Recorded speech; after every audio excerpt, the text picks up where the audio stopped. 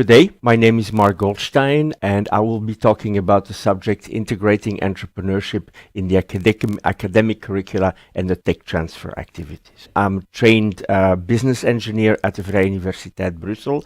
I have about 20 years experience as a technology entrepreneurship, and then I returned to university to be part-time lecturer on that topic and part-time work at the tech transfer department on that subject, also part of Erasmus Hogeschool Brussel. So basically, what I will be talking about is that step when that researcher becomes an entrepreneur. And basically what we're doing is a researcher knows everything about nothing, while an entrepreneur knows nothing about everything. Of course, it's put in the extreme, but that is really the challenge by which he is confronted. Let me take you through a concrete example. SoftKinetic is one of the startups Professor Cornelius talked already about. It started by research on what was needed in order to form a three-dimensional image, to be able to see that you as a subject are closer to me than the wall behind you. So he done research on that topic, studied everything that was necessary to really be able to create a three-dimensional image. The result of it is this. You clearly see the thumb is closer than the person's face and than the background in the back. That is very nice. The next question, it was turned into a patent, which was delivered about 12 years ago. But then the question becomes, who needs this? Who has effectively need of such a camera? So that is when we start studying and we discover that there is a very wide range of different applications, which you see here, from television, over gaming, over automotive, over health and life sciences, security, etc., etc. The problem is the engineers knows nothing about these markets. The only thing he knows about is that algorithm that is capable of seeing the three dimensions. Let me make that tangible. We studied for them one of the possible markets, which probably you never thought about, is the automated milking market.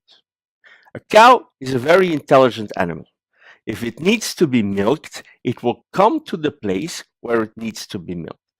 But the problem is that the udder and the teat is in the same color. It is pink on pink, so you are not capable of recognizing where the teat is to put the suckling device on.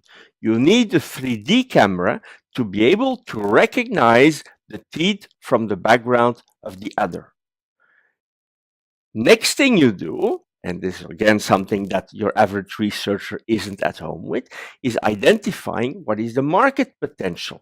So we studied that for them. We came to the conclusion that there are about 1,200 such milking robots installed every year, and that the price on average is about 110,000 euros, so a substantial amount of money. Compare that to another market that could have been approached, the iPhone market. It's perfectly possible to integrate a 3D vision into that. There are 67 iPhones sold every 10 seconds. So it takes about 3 minutes to sell as many iPhones as there are milking robots sold over a year. You see the difference in market size between the two, but also the difference in requirements. If you want it to function inside the smartphone, it's a very different set of requirements of functioning in a business-to-business environment, like, for instance, a milking robot. Those are elements that we're also presenting to our students, the value proposition. Stop talking about your technology, start thinking about the needs of the customers. So those are the kind of things that you as a researcher switching to an entrepreneur needs to be able to manage. Another potential market for this technology is the gaming consoles. You might have heard about them. The best sold gaming console ever was the PlayStation 2 with 155 million units sold. There is a 3D camera that you may have heard about, which is a Microsoft Kinect. which was at the moment of its launch one of the most successful consumer electronics products ever sold. It ever entered into the Guinness Book of World Records. But the problem is, it is of a limited volume, it's a limited life cycle. It has been discontinued since then, and the margin that you can make on it is very limited, right? So another question you're confronted with when you're making a device like that is, what is it exactly that you're making? Are you just providing the patent and let other people do the manufacturing? Are you just developing the sensor and let somebody else develop the module and the camera? Or do you go all the way down to manufacturing the camera? But even then, you're only parsed through it. You haven't developed the games that are needed to play with the whole product. You haven't recognized the objects inside of the image. So all these things come on top of what you have done as a researcher, namely doing the development of the camera, to come to a whole product. There is a wide range of additional things you have to cope with, right? As a consequence, a very important element if you want to be successful is the business experience inside your startup team. Right? So this is a research that was done by a professor in Belgium. He compared the 20 most successful startups, technology startups, with the 20 least successful startups. And the numbers you see here, in terms of the numbers of years of experience of the founding team, in the case of the 20 most successful, there was more or less as much research and development experience as there was business experience in the founding team, while the 20 least successful had more or less as much R&D experience, but very little business experience. As a matter of fact, the median was 0 years. You had a team with only engineers, which is a recipe for failure. So what did the team behind the Soft Kinetic startup learn from that? Is that they had to attract somebody with business experience. And let me guess, you probably recognize that person. It's the only one with a tie. So that is a very good example of a team, 5 engineers, attracting a seasoned business person to start up the company. Those are the kind of things that you have to accept, that you will need to be confronted with if you start up your own company. Another thing you will need to do is to accept the fact that you will need external funding. Where are you going to look for that funding? At what conditions are you going to receive that funding? So here you have an example of the kind of logic that a venture capitalist will impose to you. This is one of the sentences that will be inside the agreement.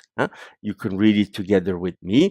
Prior to the initial public offering, at the moment that you go to the stock exchange, in the event that all of the venture capitalists accept an offer to sell all of their shares to a third party at a certain price, and that sale is conditioned upon the sale of a majority of the shares of the company as a whole, you as an owner will be required to sell your shares. And if you don't do, then you will be forced to buy the shares of the venture capitalist at the price that was offered.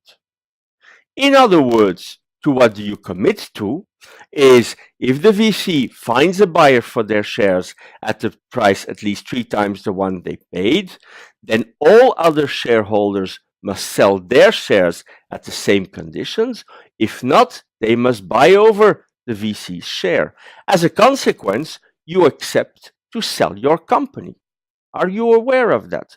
Those are the kind of things that you need to be able to learn. So that is what we do inside the starter seminars, is train the researchers on the business dimension of their research, and we call that the starter seminars, to train you to be ready for those kind of things. So is the starter seminars are a short but intensive introduction to entrepreneurship, where you get the vocabulary and the mindset to think about entrepreneurship. And it's destined for PhD students, but wider than that. And it can be part of the doctoral program.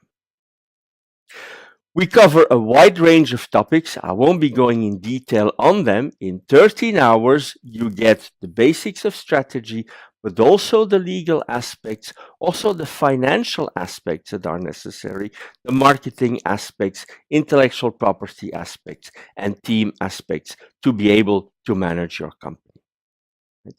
It's been a very successful program over the last years. I've been taking it over since 2007, and it's been growing over the time. This year, we have about 100 participants every year participating in the starter seminars. Okay.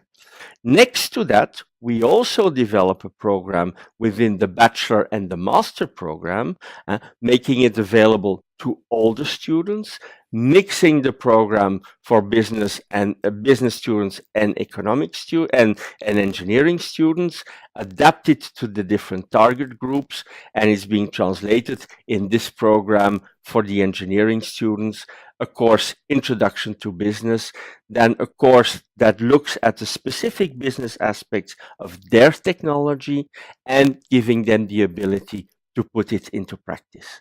And finally, if they wish, they can take an advanced course in entrepreneurship. This is it. Thank you very much.